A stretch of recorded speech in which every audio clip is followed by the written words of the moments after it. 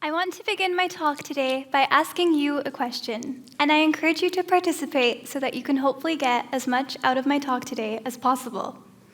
What is an insecurity that you have? Maybe it stemmed from a label that you've been given or a label that you've given to yourself.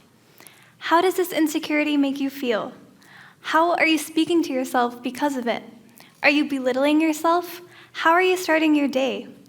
Honestly, would you be okay with one of your loved ones speaking to themselves the same way that you speak to yourself? I am a huge believer that there is so much power in the way that we talk to ourselves and how we frame our cognitions on what we believe that we are capable of. We as humans are bonded by our struggles in navigating our identities and feelings of imposter syndrome. In fact, imposter syndrome impacts up to 82% of people. That's up to 4 in 5 people, making it one of the most common feelings. Despite this, people often feel so isolated in their struggles because we as humans are so afraid to share our feelings in fears of being judged as being weak. Today, I want to talk about the power of opening up to one another and connecting through these struggles and empowering ourselves through our journeys. I'm going to share a few poems from one of my poetry books about imposter syndrome. Why is it that every time someone tells me they're proud of me, I search for why they shouldn't be? Why every time someone praises my accomplishments, I remind them of my failures? Why every time I receive a compliment, I explain all that I am missing? When it enters my mind, it rushes in so fast. It overtakes my rationale. Every ounce of me begins to question, why am I here? What am I doing here? How did I get here? A combination of fears, insecurities, and disappointments in myself. Why does it take me longer? Why do I find it harder? He could prove it to himself 1,000,000 times more, yet still not fully have faith in himself. She is just trying not to burn out on the journey to her dreams. An average task sometimes takes him over twice the length because he is fixed on precision and perfection. The fear of failing drains him. So this is what they mean when they describe a love-hate relationship. How I want something so badly, but nothing has ever made me feel so worthless. There's nowhere else I'd want to be, but sometimes staying feels impossible. I grasp so tightly, insecure and in fear of you slipping away. Your tough act, it's like looking in a mirror, concealing our fears in fake smiles and false hopes. I don't want to be a part of this masquerade ball where we have to present as emotionless characters, incapable of fear and pain. These emotions define our journeys, and overcoming them defines our progress. Watching you suffer in silence but play a happy character outside pains me. Isn't it exhausting having to hide your emotions? Why don't you feel like you deserve support? She is intimidated by the world. You are intimidated by her. No one is as fearless as they seem. Stop hiding yourself. You have nothing to be ashamed of. Our dialogue is so pivotal to our day-to-day lives, and how we speak to ourselves impacts our progress, performance, and relationships with others. Similarly, how we speak to others impacts theirs. I believe that there is so much power in our dialogue, and that when we constantly point out our flaws and place ourselves as inferior, we are restricting our abilities to shine. And although confidence can be frightening, regret can be even more frustrating. So I'm going to tell you a bit about my negative label and what that journey taught me. I'll never forget the day I was sitting in a high school classroom, and a classmate turned and looked me in the eyes and called me an ugly freak to my face. I turned around and acted like I hadn't heard because I didn't want to give the satisfaction that I was hurt. By the time I graduated high school, I'd been called ugly more times than I could remember. This label built a home in my head, and it tainted the way that I saw myself and what I believed I was capable of. In fact, it stopped me from pursuing things I had always wanted to do. Remember that regret I mentioned? I had wanted to run for valedictorian for the longest time, but I had convinced myself that I would be too ugly to get voted in for the role. So I didn't bother, and I regret that to this day because I didn't even give myself a chance. I didn't want my experiences to go to waste, so I channeled my emotions and my experiences into my first poetry book, You Are Not Ugly. See, the impact of our dialogue is something I pay extra attention to now, because I realize the weight that our words can carry, because I've felt how heavy the words of others have landed on me.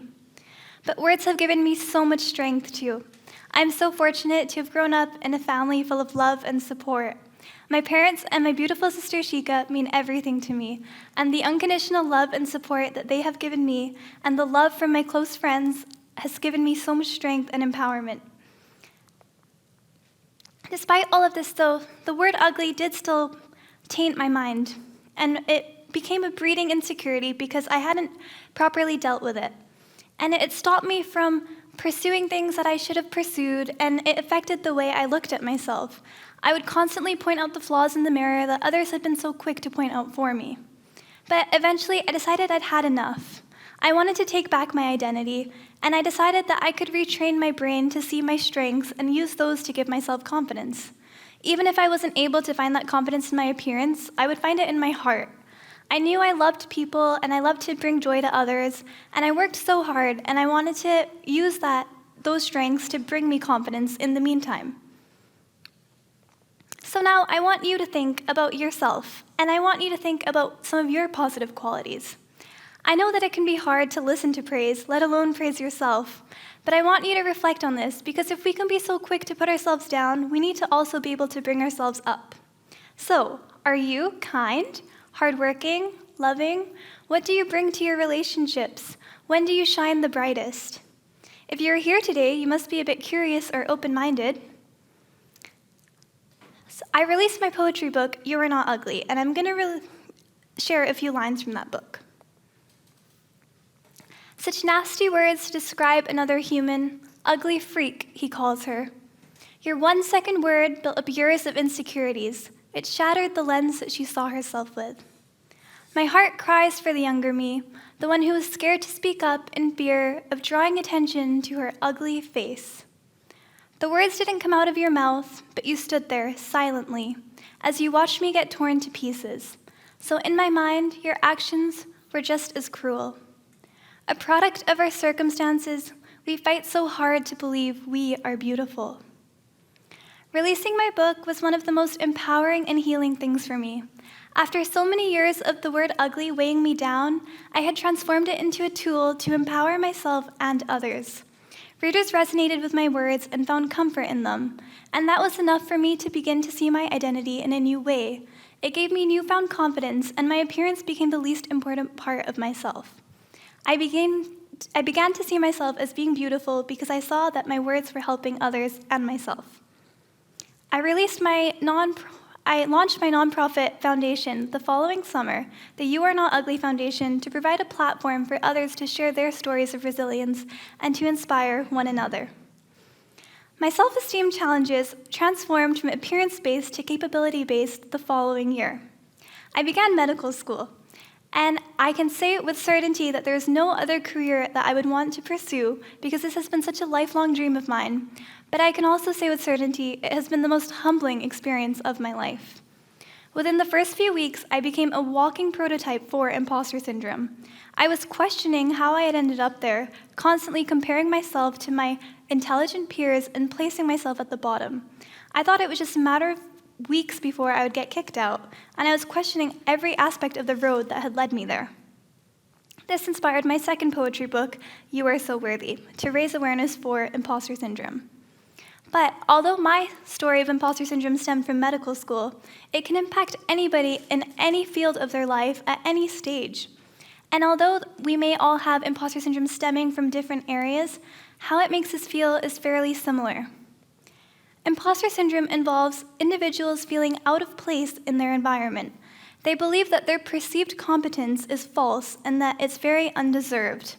They believe they're a walking imposter amongst other people who actually deserve to be there. Any of their accomplishments they credit to luck, error, or timing. And this can be very negative on their own progression.